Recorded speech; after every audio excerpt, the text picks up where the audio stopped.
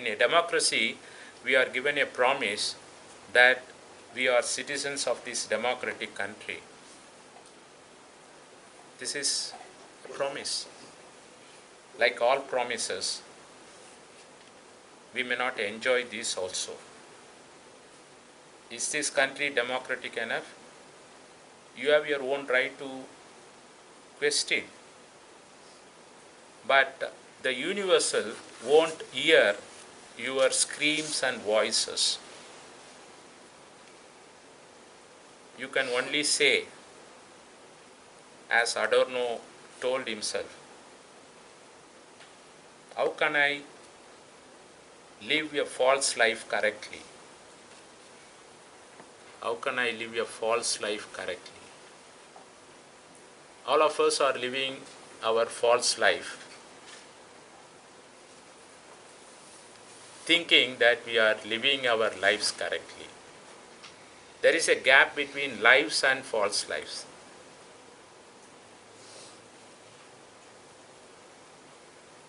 One of his famous works, which was published around 1953, is titled Minima Moralia. All these books have their PDF versions, so easily you can access. But to understand Adorno, you need to read the original, and reading the original would be a painful one for you. So you can pick important chapters, okay? And many of the chapters are in the form of aphorisms. Aphorisms are to be seen as higher order truths. So they are fragmentary thoughts about whatever encounters he had. So in this work, he raises at several places fundamental questions about living in a inhuman society. Now whatever he experienced during his time applies to citizens in many countries in this world. Now in India, in Tamil Nadu, we can raise the same questions Adorno raised in many of his work. Now take this statement. How can I live a false life correctly in Tamil Nadu in 2018 as a citizen of India, when everything around me is false? Am I false too? When ideology is false. Now, in the Marxian sense, ideology is false consciousness. When I say ideology is false, I am not relating it with Marxian false consciousness. That's a different trajectory. When ideology is false, that means my thoughts are false. By ideology I mean here my very thought, which is false. My thought is not alien to my reality. That is false. How can I think correctly in a false reality? Isn't it? Do you understand?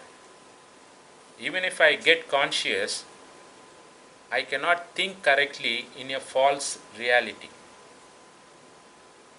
In the பொய்யான உலகத்தில்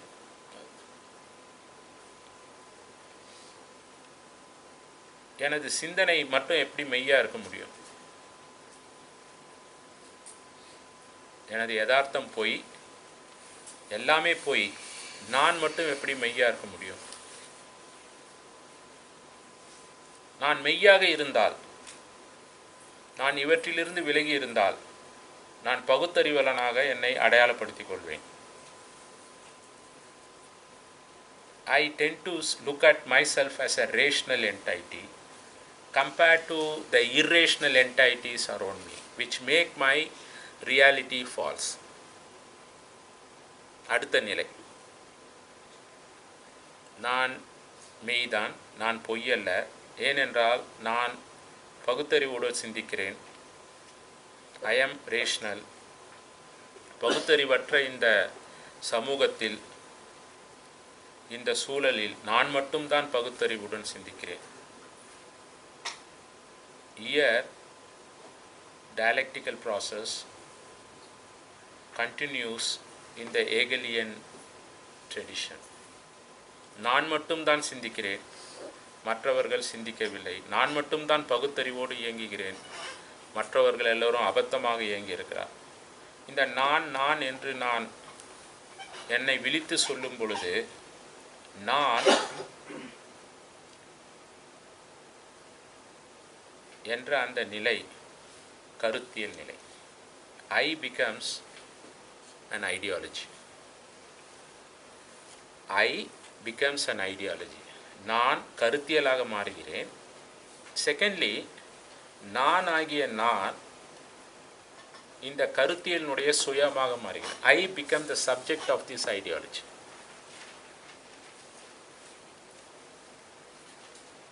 And Adorno says, as long as we subsist on this identity politics, whether it has something to do with I or non-I, whether it's a identity politics caused by I or the non-I, both are to be erased for a change. Now, to understand why Adorno critiques Hegel vehemently is, Hegel was not a critical theorist or critical philosopher. Adorno belongs to the tradition of Frankfurt School. He was one of the key scholars working in Frankfurt School. And Frankfurt School was started around early 20s by Frank Weil, who was a son of a rich merchant. And why 1920s? 1920s was very problematic for Germany, Germans in particular. They were going through, in USA during 20s and 30s, they were going through what is known as Great Depression. But our history books do not talk about the psychological depression of the then great nation Germany. வழக்கமாக நமது வரலாற்று பாடங்களிலும் பத்திரிகை செய்திகளிலும் America சந்தித்த அந்த பொருளாதார இறக்க நிலை 20 மற்றும் 30களில் பொருளாதார வீக்கம் பற்றி நாம் படித்திருக்கிறோம். ஆனால் முதல் உலகப் போருக்கு பிறகு அன்று உச்சத்தில் இருந்த இரு நாடுகளில் ஒன்றான ஜெர்மனி, மற்றொரு நாடு ஜப்பான், ஏன் ஒரு உளவியல் சிக்கலுக்கு, மாபெரும் உளவியல் சிக்கலுக்கு உள்ளானது என்பதை பற்றி நாம் படிக்கவில்லை. இந்த காலகட்டத்தில் தான் ஜெர்மனிய மக்களும் ஜெர்மனிய அரசாங்கமும் ஜெர்மனிய அறிவுஜீவிகளையும் ஏன் எதற்காக இப்படி என்ற ஒரு கேள்வியை எழுப்புகிறார். இந்த கேள்வியோடு சம்பந்தப்பட்ட மற்றொரு உபகேள்வி, சோவியத் புரட்சி ஏன் மற்ற ஐரோப்பிய நாடுகளில் பரவலாக்கம் பெறவில்லை? அக்டோபர் புரட்சி ஏன் மற்ற நாடுகளுக்கு பரவவில்லை என்பதாகும்.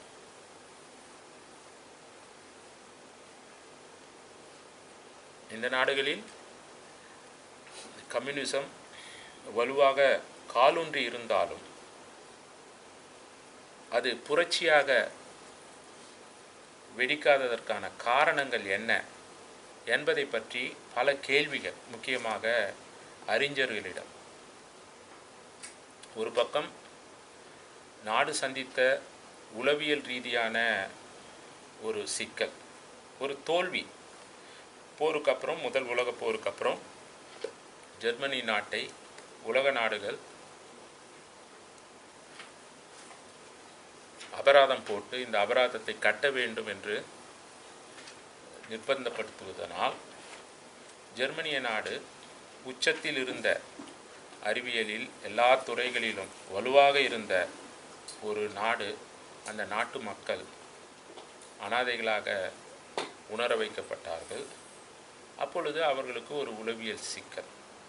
இந்த உளவியல் சிக்கல்களை அணுக புறப்பட்டது தான் பல கலை இயக்கங்கள்.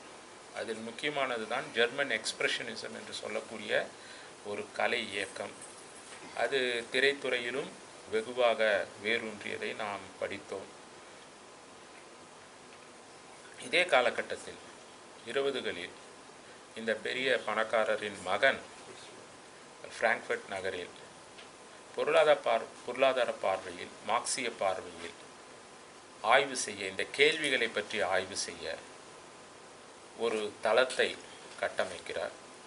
அதுதான் இன்ஸ்டிடியூட் ஃபார் சோஷியல் ரிசர்ச், சமூக ஆய்வுக்கான மையம், பிராங்க்ஃபர்ட் நகரில்.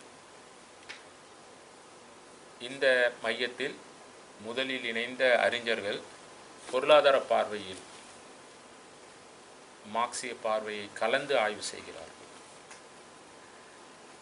ஒரு 10 வருடம் கடந்த பிறகு இந்த மையத்துக்கு உயிரூட்ட மேக்ஸ் ஆர்கைமர் என்பவர் தலைவராக வருகிறார். அவர் பதவியேற்ற உடன்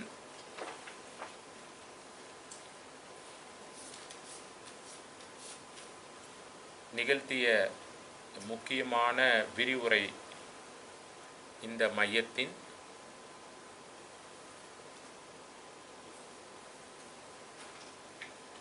கருத்தியலை கட்டமைத்த ஒரு உரை. Very rarely lectures, that to the first lectures, change the fate of the institution or the nation or the world. ஆனால் மேக்ஸ் ஆர்கைமரின் இந்த முதல் உரை அந்த மையத்தின் எதிர்காலத்தையும் அந்த மையத்தில் பயணித்த மற்ற அறிஞர்களின் எதிர்காலத்தையும் அந்த நாட்டின் அறிவு சார்ந்த எதிர்காலத்தையும் நமது உலகத்தின் அறிவு சார்ந்த தேடலையும் வளப்படுத்திய ஒரு உரை. நீங்கள் அனைவரும் படிக்கக்கூடிய உரை, கண்டிப்பாக படிக்க வேண்டிய உரை. மேக்ஸ் ஆர்கைமர் 1931 நிகழ்த்திய இந்த உரை. Wherein in this first lecture Max Horkheimer charts out the distinction between a purposeless thing like theory and a purposeful thing like critical theory. இந்த முதல் விரிவுரையில் அவர் இந்த மையத்தின் செயல்பாடுகள் எப்படி இருக்க வேண்டும், அறிவு தேடல் எத்தகைய தன்மை உடையதாக இருக்க வேண்டும், ஏன் எதற்காக என்ற கேள்விகளை நாம் எந்த பார்வையுடன் எழுப்ப வேண்டும். மார்க்சிய பார்வை அவசியம், ஆனால் மார்க்சிய பார்வையை நாம் எவ்வாறு செம்மைப்படுத்தலாம், செவ்வியல் மார்க்சிய பார்வையிலிருந்து நாம் பல விஷயங்களை எடுத்துக்கொண்டு ஒரு புதிய மார்க்சிய பாதையை அறிவு தளங்களில், பல்கலைக்கழக தளங்களில் எவ்வாறு கட்டமைக்க முடியும் என்பதை பற்றியது தான் இந்த உரை. இதில் நாம் எடுத்துக்கொள்ள வேண்டியது, முதல் முறையாக what is known as theory, what is known as scientific fact, and what is valorized as science or scientific approach gets a fatal encounter. Ekal கட்டமைத்த அறிவியல் பூர்வமான முழுமையான கடைசி உண்மை, இறுதியான உண்மை அறிவியல் பூர்வமான உண்மை இதுதான் அறிவியல் என்று கட்டமைத்த அந்த ஒரு போலியான உண்மையை இந்த உரையில் ஆர்க்கைமர் தூக்கி எறிகிறார். கோட்பாடு என்பது அர்த்தமற்றது, தேவையற்றது, அது மாற்றத்திற்கான கோட்பாடாக இயங்காத வரை. So there are theories, there are critical theories. Theories are good enough to understand relationships between a cause and effect. They are good enough to act as statements about research questions, even though they are not final statements. But do we need them? நமக்கு இவை தேவையா? நாம் எந்த கேள்விகளை சார்ந்து இந்த மையத்தில் இயங்குகிறோம்? October புரட்சி ஏன் பரவலாக்கம் பெறவில்லை? அண்டை நாடுகளில் கூட பரவலாக்கம் பெறவில்லை. மார்க்ஸ் மறைந்து பல 10 வருடங்கள் ஆனாலும் மார்க்சியத்தை நாம் ஏன் வலுப்பெற செய்யவில்லை?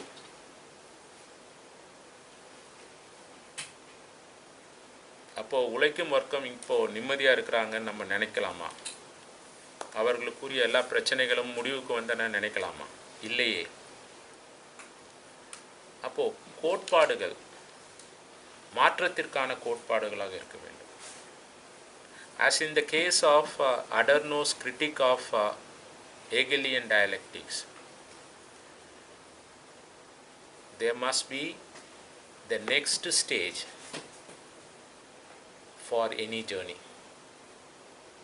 We cannot stop the journey and say, fine, everything is good, let us depart.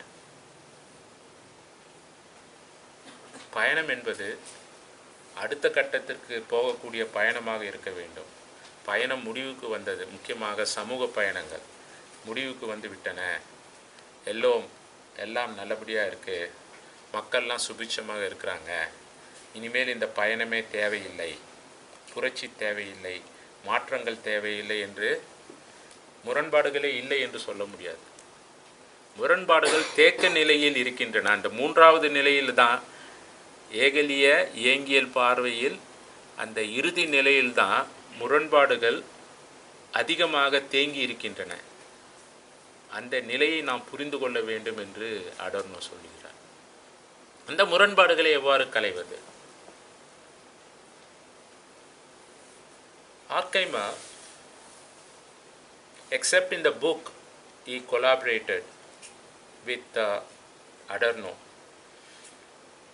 that was published in 1944, Dialectic of Enlightenment,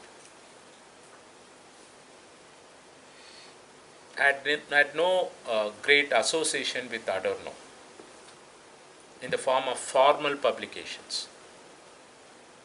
That was probably the well-known collaboration between Horkheimer, who was the source of inspiration for Adorno. He was more like a teacher, guru for Adorno.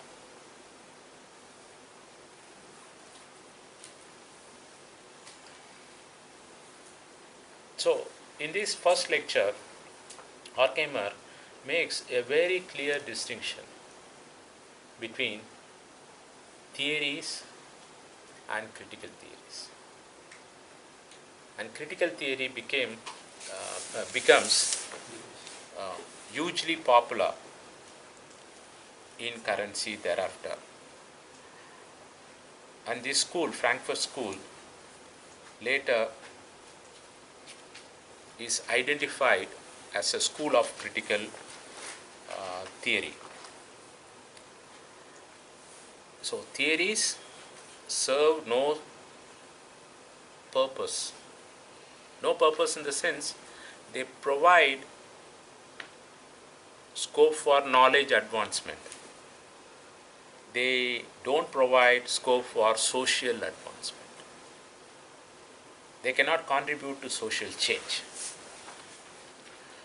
Now we have studied many theories in the name of communication theories in our classes. uses and gratification, cultivation, priming, agenda setting. Have you ever questioned these theories for their lack of contribution to social change? Even though we are mouthing them in every class across the world, despite their aging, some of these theories are nearly 50, 60 years old. They have outlived their purpose. We don't question them. So, this becomes the starting point for a great intellectual journey by a group of scholars at Frankfurt.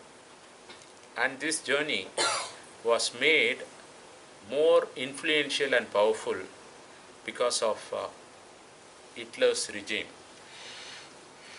Shortly thereafter, Horkheimer leaves. Adorno had to leave. Adorno's future wife was still working in the institute, Gretel. Walter Benjamin wanted to leave, left.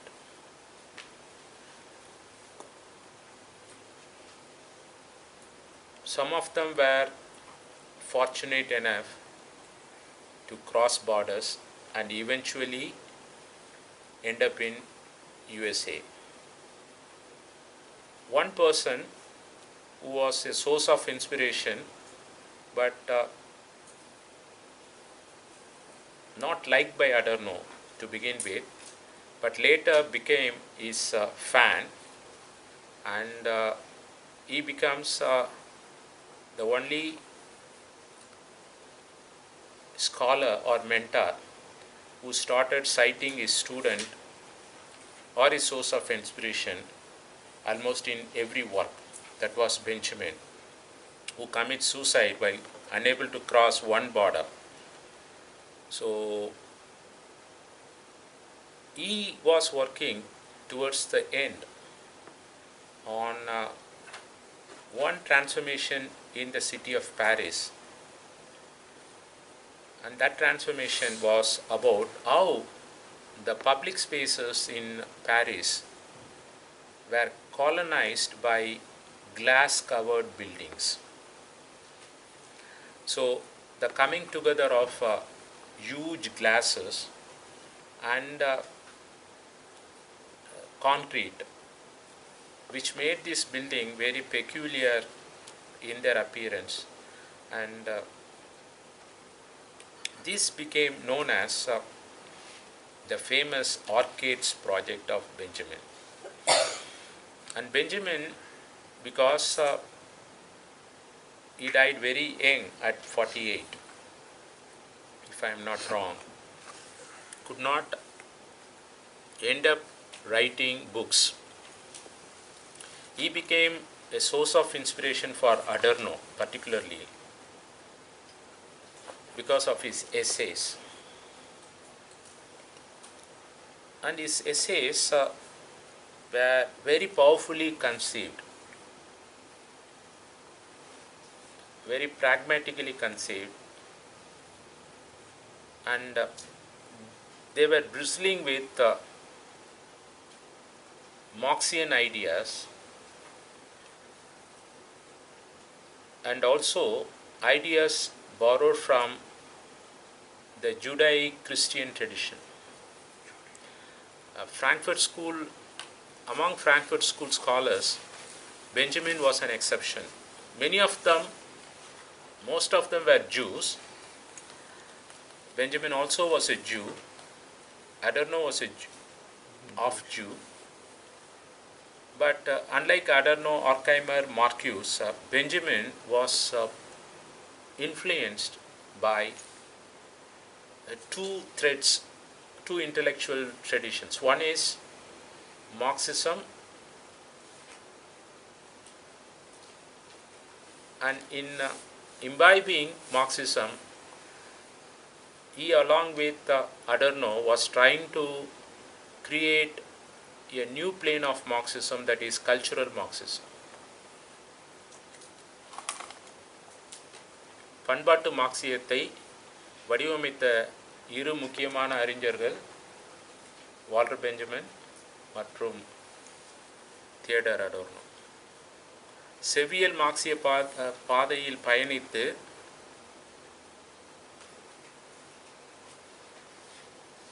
இந்த ஜூடாயிக் Christian சமய பார்வையில் பயணித்து Walter Benjamin அவர்கள் முதல் முறையாக ஒரு பண்பாடு சார்ந்த பார்வையில் மார்க்சியத்தை பயன்படுத்தி கொண்டு கலை சார்ந்த விஷயங்களை, பொதுவெளியில் நடக்கக்கூடிய கலை சார்ந்த உறவுகளை ஒரு புதிய பார்வையில் பார்க்க ஆரம்பிப்பது அடோர்னோவுக்கு ஒரு தட்டி எழுப்பும் விஷயமாக இருக்கிறது. ஒரு தூக்கத்தில் இருந்த ஒருவரை தட்டி எழுப்பும் விஷயமாக இருக்கிறது. இப்படியும் நாம் பார்க்கலாமா என்ற பார்வை அடோர்னோவுக்கு முதலில் தட்டுகிறது.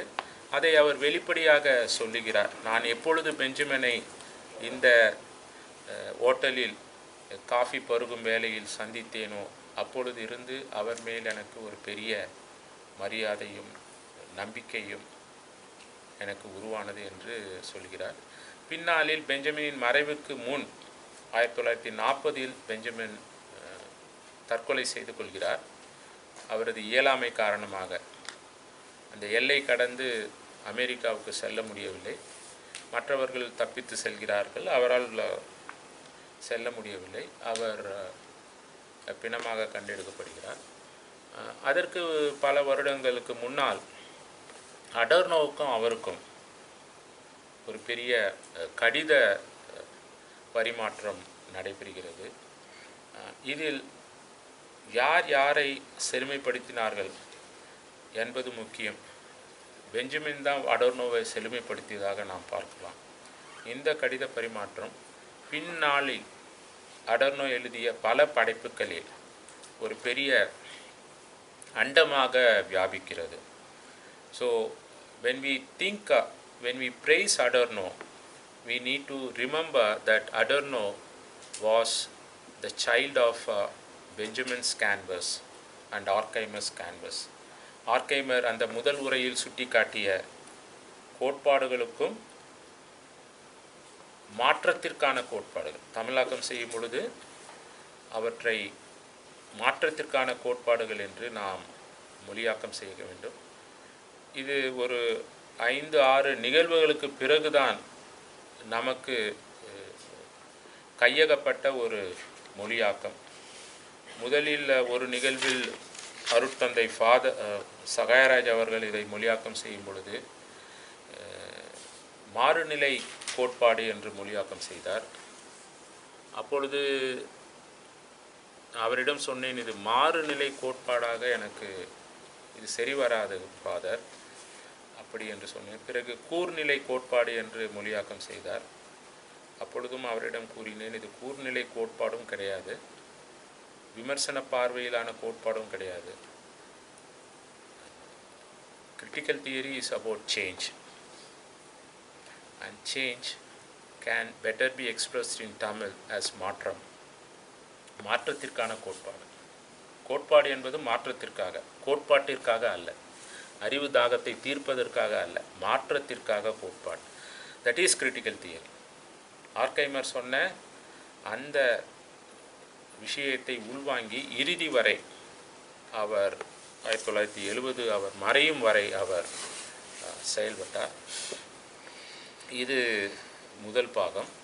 இந்த அமர்வில் உங்களுக்கு நேரம் இருந்தால் அடுத்த பாகத்துக்கு போகலாம்.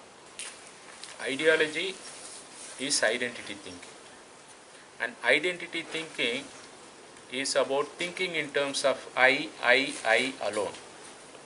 Secondly, identity thinking is about non-identity thinking also.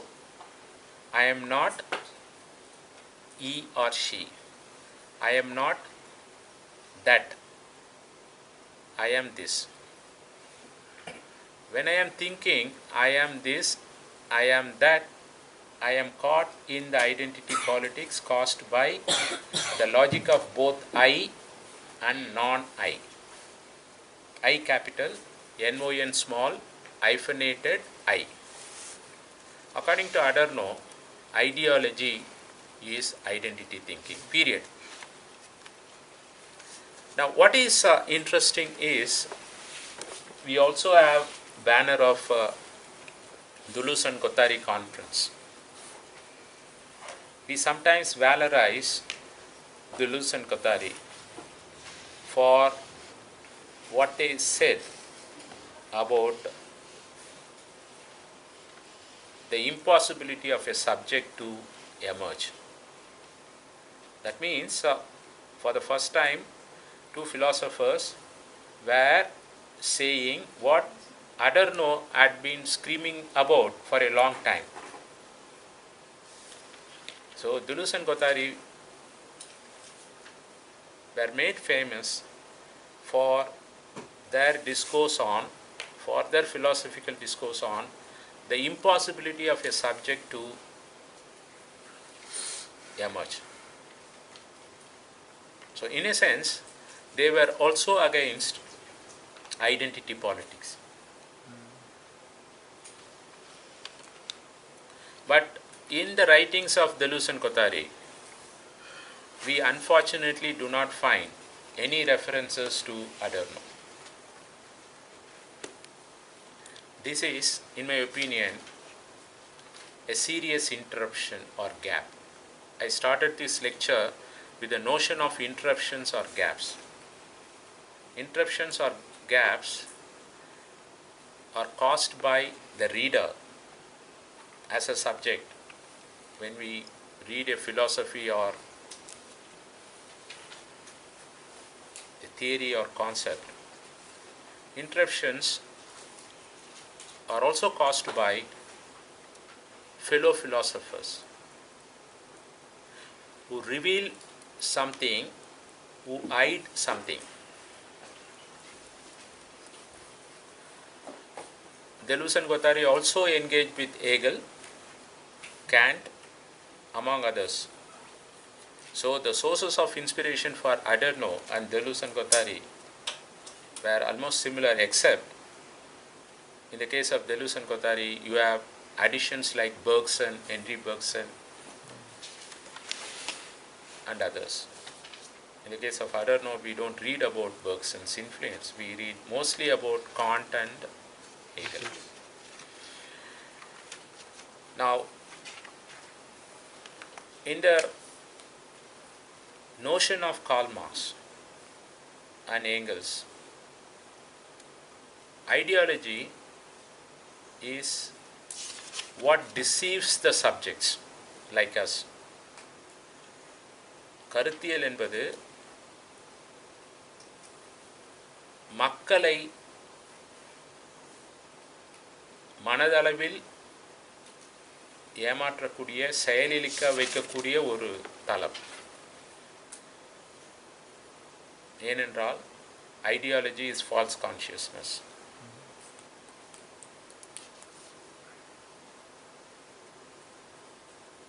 I am doing something which I do not know is wrong. I am thinking it is right. That is false consciousness. நான் ஒரு ரசிகனாக ரஜினி படத்தையோ, கமல்ஹாசன் படத்தையோ, விஜய் படத்தையோ, அஜித் படத்தையோ பார்க்கிறேன். அங்கே எனக்கும் அந்த படத்துக்கும் அந்த நட்சத்திர நடிகருக்கும் இருக்கக்கூடிய உறவு because of this false relationship, போலியான உறவு, போலி மனம் சார்ந்த உணர்வு. நான் ஏமாற்றப்படுகிறேன் என்பது எனக்கு புரிய வைக்கப்படாது. நான் ரசிகனாக I enjoy the moments with the promise of happiness. The promise of happiness is made possible not by the actor, not by the producer, not by the director, but by relations of production, economic relations, The individuals do not matter here. இந்த ரசிகனோ அந்த இயக்குனரோ அந்த பட தயாரிப்பாளரோ அந்த நடிகரோ இங்கே முக்கியமில்லை. இந்த படம் எந்த வகையான ப்ரொடக்ஷன் ரிலேஷன்ஸை மையப்படுத்தி உருவாக்கப்படுகிறது, எந்த வகையான பொருளாதாரம் சார்ந்த உற்பத்தி உறவுகளை சார்ந்து உருவாக்கப்படுகிறது என்பது தான் முக்கியம். அந்த பொருளாதாரம் சார்ந்த உற்பத்தி உறவுகள் தான் இந்த ரசிகனுக்கும் அந்த படத்துக்கும் உள்ள சமூக உறவை தீர்மானிக்கக்கூடிய ஒரு விஷயம். இந்த பொருளாதாரம் சார்ந்த உறவுகள் ஏற்றத்தாழ்வுகளை உருவாக்கக்கூடிய உறவுகள் என்பதனால் அது சமூக உறவுகளையும் ஏற்றத்தாழ்வுகள் சார்ந்த உறவுகளாக மாற்றும். This is the typical definition of false consciousness. How false consciousness is operationalized. In the case of Adorno, and before that Althusser, who advanced Marxism greatly, one neo-Marxist. All these are to be seen as neo-Marxist, புதிய மார்க்சியவாதிகள். செவ்வியல் மார்க்சிய தளத்திலிருந்து அடுத்த கட்டத்திற்கு பயணிக்க நினைத்தவர்கள் எல்லோருமே புதிய மார்க்சியவாதிகள். அதில் Gramsci, Antonio Gramsci,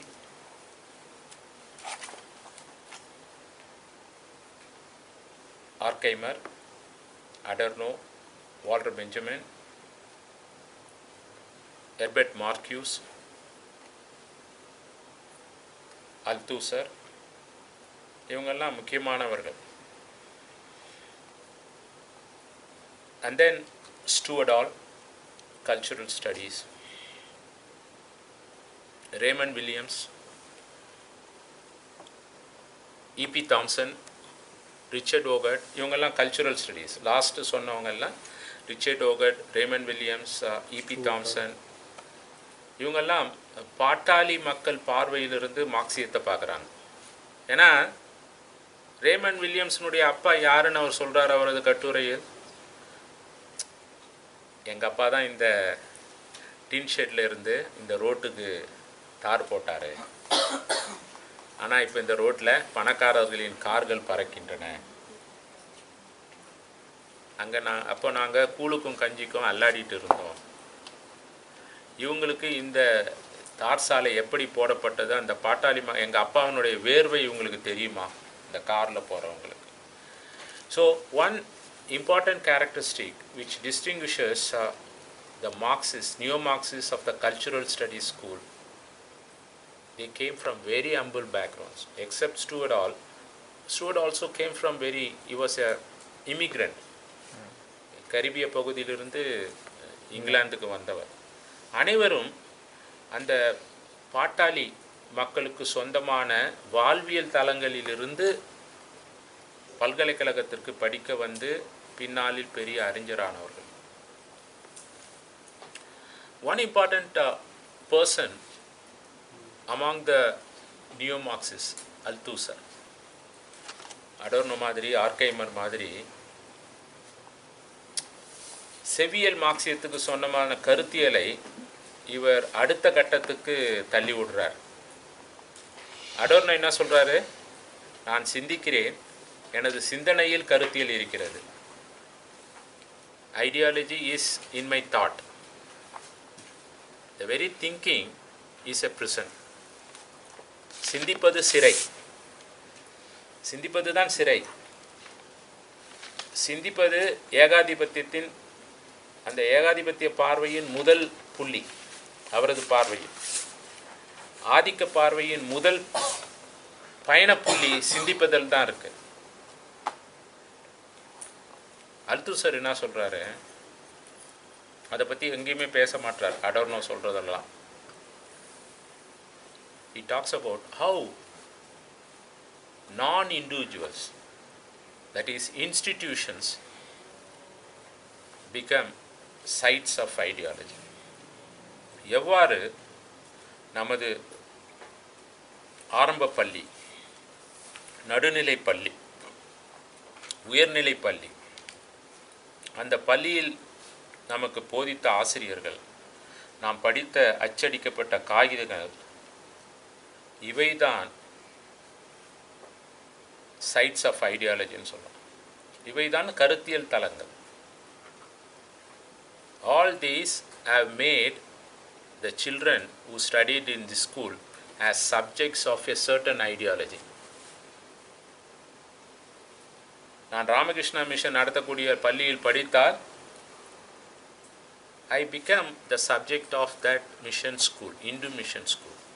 If I study in a Christian mission school, I become the subject of that ideology. If I study in an Islamic mission school, I become the subject of that ideology. If I study in a government-run school, I become the subject of that ideology. We are all subjects of this University of Madras, which has its own ideology, historically given. If you look through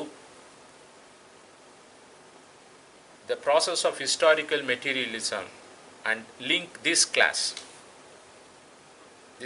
can be analyzed beautifully with the Marxist logic of historical materialism. The inequalities in this class, in this university, which are social enough, which are social facts, can be attributed to the social inequalities of the past and also the past of the historical kind that predates the very establishment of this university. இந்த வகுப்பையே நாம் செவ்வியல் மார்க்சியர் பார்வையில் பொருள் முதல்வாத கருத்தியல் சார்ந்து ஆய்வுக்கு எடுத்துக்கொள்ளும் பொழுது இந்த பல்கலைக்கழகத்தின் வகுப்பறைகளில் சமகாலத்தில் சமூக ஏற்றத்தாழ்வுகள் எவ்வாறு நர்த்தனம் ஆடுகின்றன என்பதை பற்றி யோசிக்கும் பொழுது மார்க்சிய பார்வையில் பார்த்தால், வரலாற்று ரீதியாக பார்க்கும் பொழுது இந்த சமூக ஏற்றத்தாழ்வுகள் பொருளாதார ஏற்றத்தாழ்வுகள் சார்ந்து விளைந்தன என்பதை புரிந்து கொள்ளலாம். இந்த சமூக பொருளாதார ஏற்றத்தாழ்வுகள் இந்த பல்கலைக்கழகத்தின் முதல் கல் நடப்படுவதற்கு முன்னாலேயே தங்களது பயணத்தை ஆரம்பித்தன என்று நாம் அறுதியிட்டு கூறலாம். இந்த நாட்டின் இந்த சமூகத்தின் பொருளாதார சமூக ஏற்றத்தாழ்வுகள் தான் இங்கும் குடிகொண்டன. So the ideology of this university, its journey did not begin on September 5th, 1857. It did not begin when Macaulay drafted his plan and his plan was approved. It was started somewhere in the distant past, when casteist production relations entail certain class-based production relations or social relationships. ஜாதி அளவில் வடிவமைக்கப்பட்ட சில உற்பத்தி தளங்கள் பின்னாளில் வர்க்க ரீதியான உற்பத்தி தளங்களாக மாறி சமூகத்தில் சிலருக்கு மட்டுமே கல்வி, உயர்கல்வி என்று நிர்ணயிக்கப்பட்ட வேளையில் ஆரம்பித்த அந்த முதல் புள்ளி இன்றளவும் தனது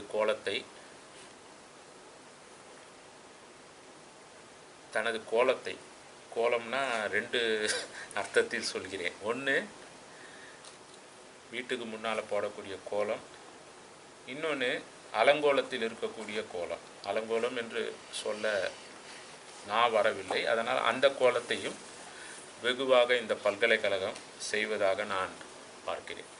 so ideology exists in institution.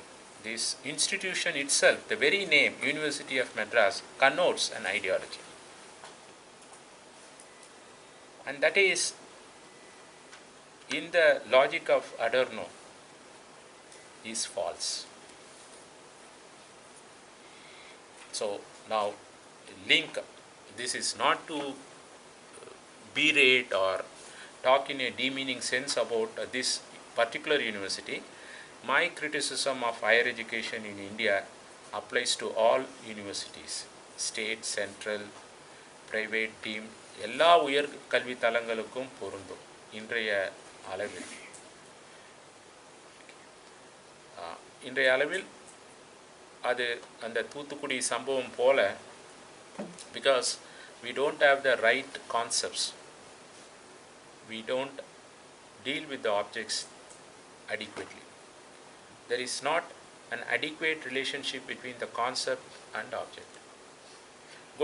Go to any central university campus today in India. There are some banners which project themselves,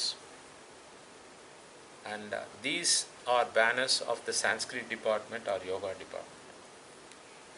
பல்கலைக்கழகம் என்ற ஒரு கருத்தியலை சமஸ்கிருதம் அல்லது யோகா என்ற ஒரு புள்ளியில் சுருக்கி விட்டதுதான் இன்றைய உயர்கல்வி சார்ந்த கருத்தியல். அது பல்கலைக்கழகம் என்ற ஒரு பெரிய அண்டத்தை ஒரு புள்ளியில் சுருக்குவது மாதிரி. அப்பொழுது அந்த பயணம் எங்கே ஆரம்பிக்கிறது?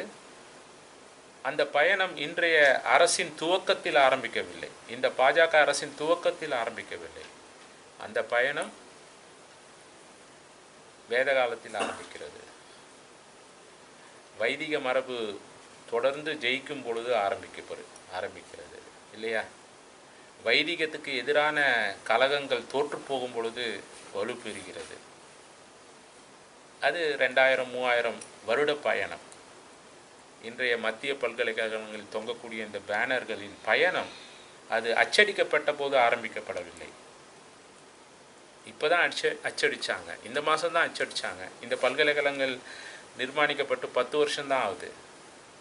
ஆனால் இந்த கருத்தியல் 2000-3000 வருஷங்களுக்கு முன்னாலேயே தனது பயணத்தை ஆரம்பித்துவிட்டது. So ideology exists in apparatuses. University is just one apparatus. Family is another apparatus. Okay, the inequality between the two sexes or three sexes is not the creation of non-family settings, non-domestic settings. It may be the creation or invention of the society, but it is one apparatus invents it, nourishes it, and another apparatus operationalizes this one. So the male-female divide, inequality in this country is successfully operationalized by the male-female politics in the domestic sphere.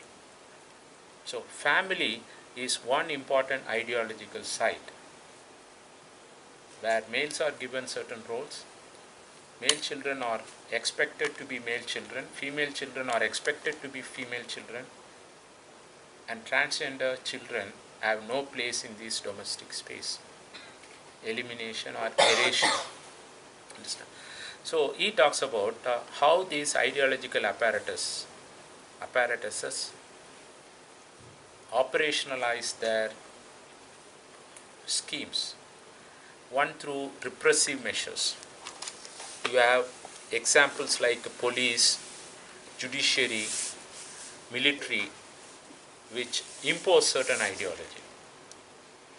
And you have non-repressive, coercive apparatuses like schools, colleges, universities, churches, temples, etc., which do the same function but in a non-repressive way.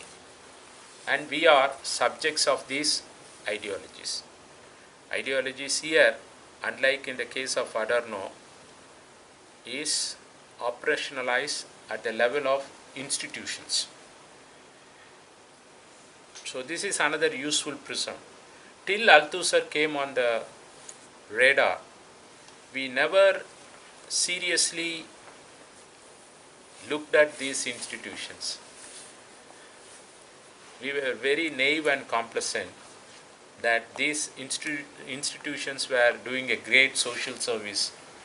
They were educational institutions. These are not to be seen as educational institution. University of Madras is not an institution of higher learning or higher education. From a fundamental Althusserian perspective, It is an ideological apparatus. And every classroom in this university is conditioned differently according to the whims and fancies of the HOD or other teachers who participate in this classroom. Ideological manipulation. Manipulation is a very important term in the exchanges between Adorno and Benjamin, and that is the basis for Adorno and Horkheimer's chapter on culture industry in their first book, Dialectic of Enlightenment. Why they were talking about enlightenment? எதற்காக அவர்கள் அறிவொளி காலத்தை பற்றி பேச வேண்டும்? Why somebody should write a book on enlightenment in 1944 after a few hundred years of enlightenment? If you read the history of this period of enlightenment, we are informed that thanks to Hegelian journey towards the absolute idea and other philosophers' journeys, eventually after French Revolution, the crucial connection between the subjects and the two controlling institutions, which were depending on the relationship with the heavenly God, were broken. The nexus between the church and the state, on the terms they attributed to the relationship with the God, was broken. So for the first time, the subjects, the ordinary people, were made to believe in themselves and in the virtues of, in the values of freedom, equality, fraternity, etc.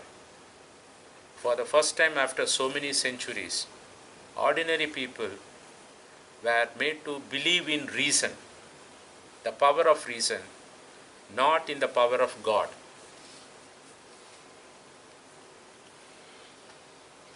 And this is the beginning of the period of enlightenment. அறிவொளி மறுமலர்ச்சி காலத்தின் துவக்கம் இது. சில 200 வருடங்களுக்கு பிறகு இந்த பயணத்திற்கு ஒரு முடிவு வருகிறது. முதல் உலகப் போர், இரண்டாம் உலகப் போர். If absolute idea has been achieved, if absolute reason has been found, these scholars were questioning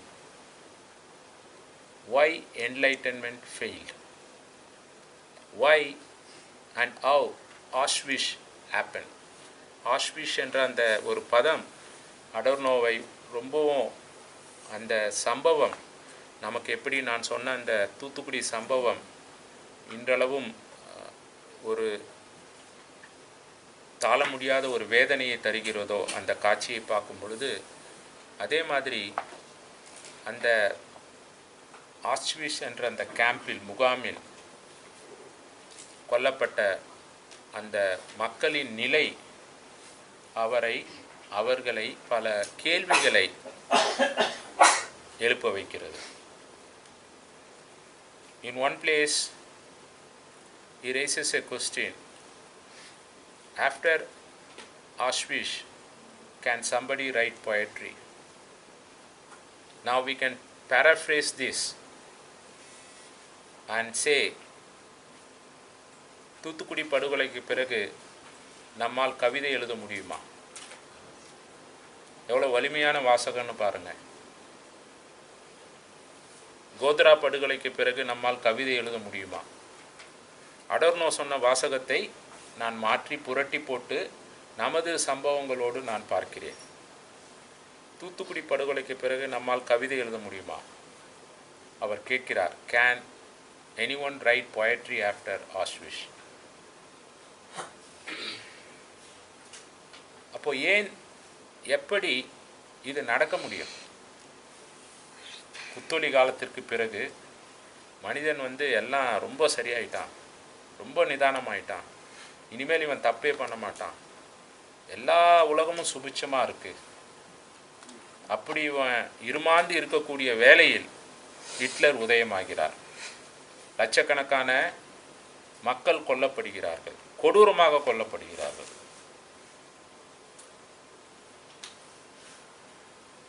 இதை பற்றிய தாக்கம்தான் இவரை மாபெரும் அறிஞராக மாற்றுகிறது. இந்த தாக்கம் இவர் வேறொரு நாடுக்கு பயணித்தாலும், அமெரிக்காவுக்கு பயணித்தாலும், அங்கே அவர் சந்தித்த அந்த பண்பாட்டு அதிர்ச்சிகள் அவரை மேலும் சிந்திக்க வைக்கிறது.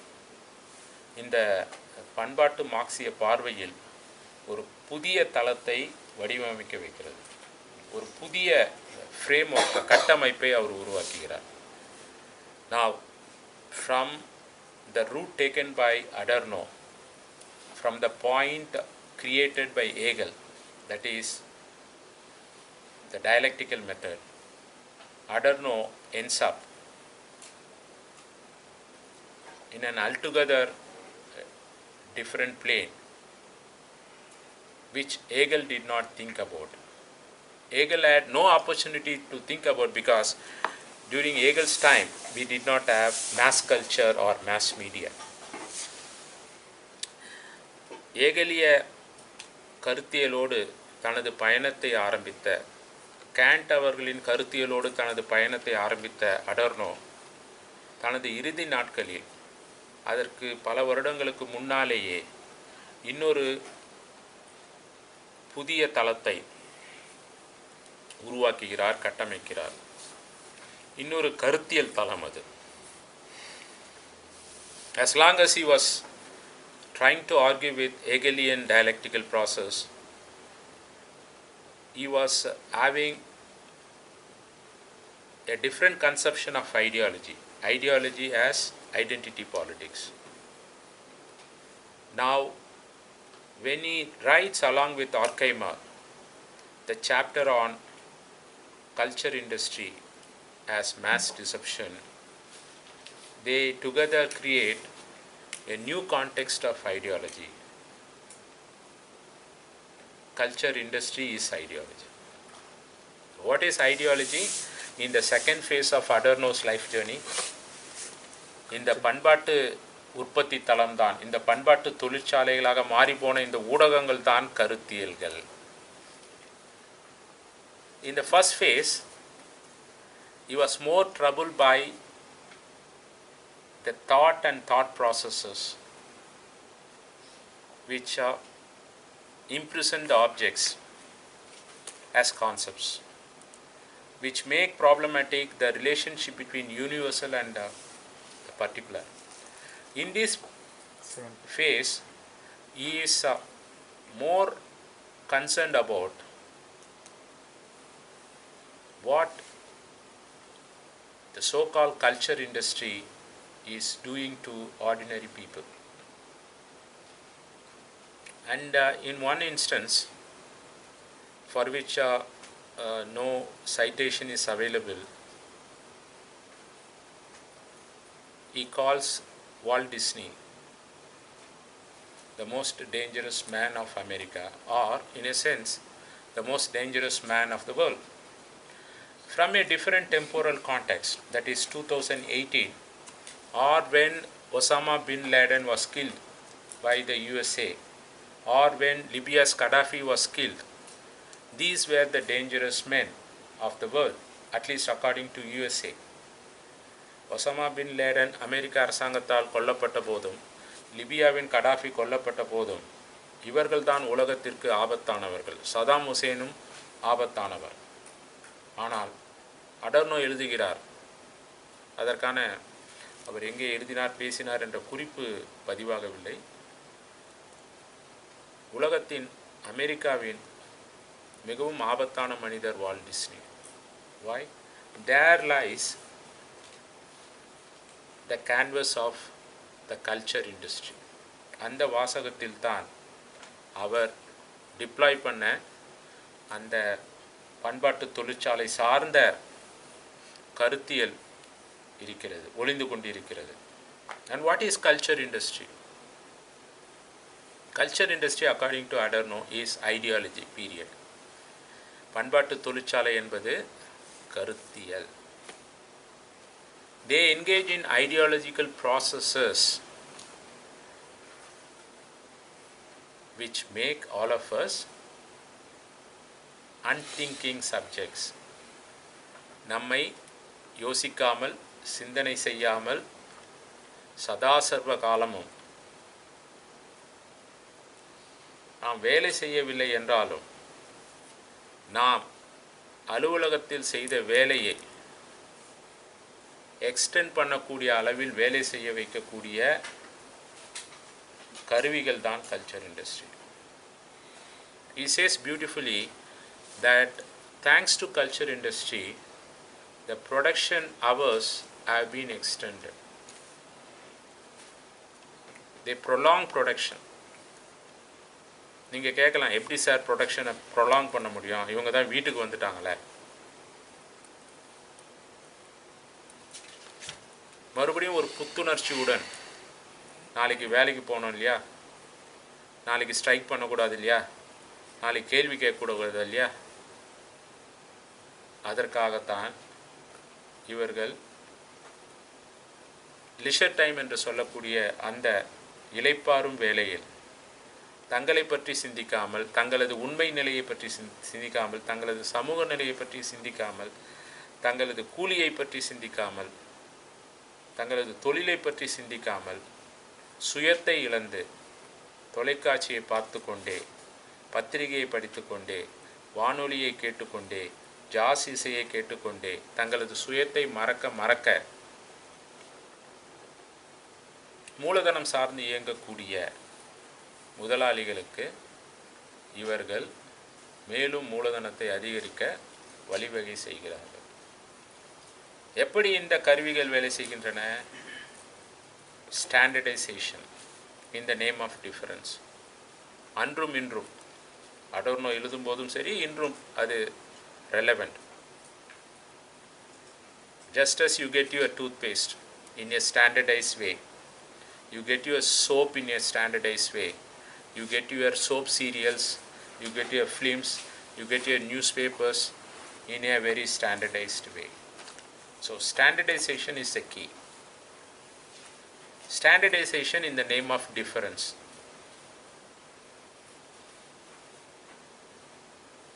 எல்லா பத்திரிகையும் தங்களை நாங்கள்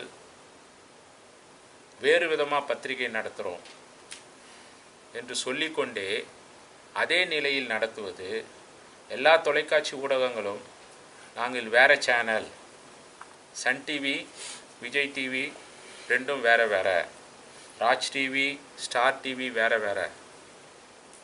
வேறு கிடையாது. அடோர்னோ பார்வையில் எல்லாரும் ஒரே வேலையை தான் செய்கிறாங்க. அந்த வேலை மக்களை மடையர்களாக்குவது, ஏமாற்றுவது. They use for the first time very direct, blunt term. Mass media as tools of mass deception. வெகு மக்களை பெரிய அளவில் ஏமாற்றும் வேலையை செய்பவை தான் வெகு மக்கள் ஊடகங்கள். யார் சொல்ல முடியும்? இந்த காலத்தில் யாருன்னா சொல்லுவோமா? நம்மலாம் ரிசர்ச் பண்ணுறோம் மீடியா டிபார்ட்மெண்ட்டில். யாருமே இவ்வளோ ஆணித்தரமாக வெகு மக்களை ஏமாற்றும் வேலை செய்பவை வெகு மக்கள் ஊடகங்கள் என்று 44 சொல்லிட்டாங்க. இந்த கட்டுரை மற்ற கட்டுரைகள் எல்லாவற்றையும் இணைத்து, அவரது பண்பாடு சார்ந்த கட்டுரைகள் எல்லாவற்றையும் இணைத்து கல்ச்சர் இண்டஸ்ட்ரி என்ற ஒரு நூலை போடுறாங்க. பின்னால் அவர் தனித்தனியாக எழுதிய எஸ்ஸேஸ் எல்லாம் எழுது. So we will take it up in the next class.